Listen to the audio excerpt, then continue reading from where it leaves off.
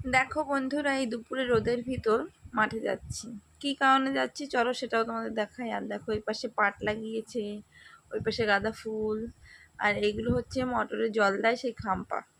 আর মাঠের অবস্থাটা দেখো, চারিদিকে ধান আর ধান, কিন্তু কেউই ধান নিতে পারছে না, কারণ দিনের বেলায় যতই রোদ হোক না কেন, ঠিক বিকালের পর থেকে বৃষ্টি ঝড় সব শুরু হয়ে যাচ্ছে। দেখো অবস্থা কি মাঠের। আর একটা ধানও কিন্তু মাঠে দেখতে পাচ্ছ তোমরা খাড়া নেই, মানে সোজা নেই, সব ধানগুলোই গড়িয়ে গেছে, পড়ে গেছে।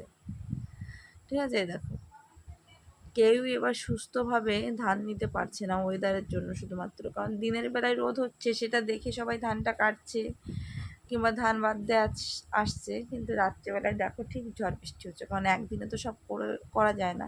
আর এদিকে দেখো ধান কাটা। আর আমার ছেলেকে দেখতে পাচ্ছ তোমরা, এই যে এই হচ্ছে কারণ আমার ছেলের পিছনে আমার দৌড়ানো। দেখো বসেছিলাম, বাবা মা বাড়ি নেই, এই সাইডেই তো জমি। এবার বসে আছি দুজন রাস্তার থেকে, ও আমাদের বাড়ির সামনে তো ক্লাব আছে, সেখানে কয়েকজনকে জিজ্ঞাসা করেছে যে আমার দাদা কোথায় গেছে জানো, তারা দেখিয়ে দিয়েছে এইদিকে, ও ঠিক দৌড়ে চলে এসছে। আর দেখো জামাটাও পরে আসেনি। এই দেখো আমাদের ধানটাও দেখেছো, পুরো সব গড়িয়ে গেছে, একটাও খাড়া নেই, কাটতে অসুবিধা হচ্ছে। বাবা এসছিল কাটতে একা, পরে মাও এসছে, বলছে আমিও যাই, যা পারি তাই করবো খুনি।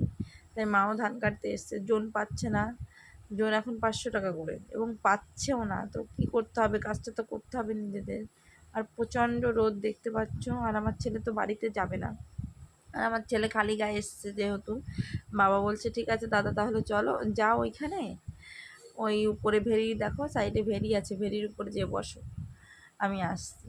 সেই জন্য বলে কয়ে এখানে নিয়ে আসছি। আর সাইডে তোমরা দেখলে লেবু বাগান, আর এদিকে দেখো ভেরির পাড়ে কলা গাছ লাগিয়েছে, আম গাছ লাগিয়েছে, কত আম হয়েছে দেখতে পাচ্ছ। আমি হাঁটছি আর ভিডিও করছি, হয়তো ভালো আসছে না ভিডিওটা। আর এদিকে দেখো একটা কলা গাছে কলা কাঁদি পড়েছে, ওই তো। আর ওই সাইডে লেবু বাগান দেখো, আমার ছেলে সেই লেবু তুলতে যাচ্ছে, বলছে আমি ওই দিক দিয়ে যাবো। তাহলে কেমন মারতে হয়, আমি বলছি দুপুরে রোদে এদিকে আয়। আমি ভেরির পাড়ে উঠে গেছি, এবার আমার ছেলে আসছে, আমি হাত দিলাম, দেখো আমার ছেলে কিন্তু হাত ধরে উঠছে না।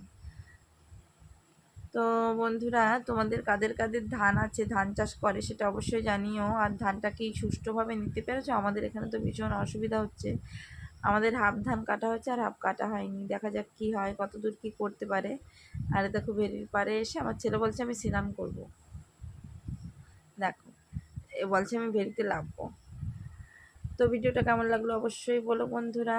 আর ভিডিওটা ভালো লাগলে একটু ভালোবাসা দিয়ে পাশে থেকো, তোমাদের ভালোবাসা আমাকে এগিয়ে যেতে সাহায্য করবে। বাই বন্ধুরা, ভালো থেকো, সুস্থ থেকো।